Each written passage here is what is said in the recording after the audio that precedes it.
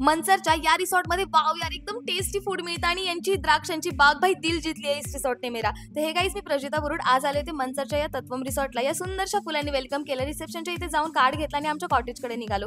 हे पहा ना, प्रत्येक कॉटेजच्या बाहेर आंब्याची झाडं काय सुंदर वाटतंय ना, आणि आमचं कॉटेज तर पहा वाव यार किती सुंदर आहे.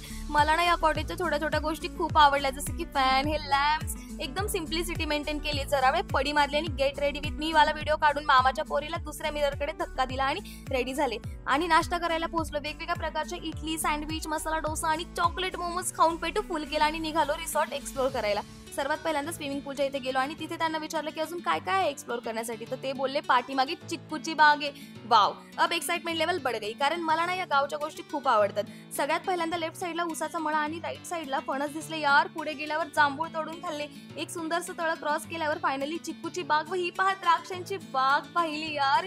एक वेगळाच अनुभव आहे या रिसॉर्टचा. नंतर रिटर्न आल्यानंतर जेवणामध्ये एवढं सगळं मागवलं काय सांगू तुम्हाला. टेस्ट म्हणजे टेस्ट आहे. मग तुम्ही कधी येताय मॉन्सून वेकेशन इथे स्पेंड करायला, या रिसॉर्टला या ना मग तत्वम रिसॉर्टला. तर पुणे नाशिक बायपास मनसर आंबेगाव इथे हे रिसॉर्ट आहे.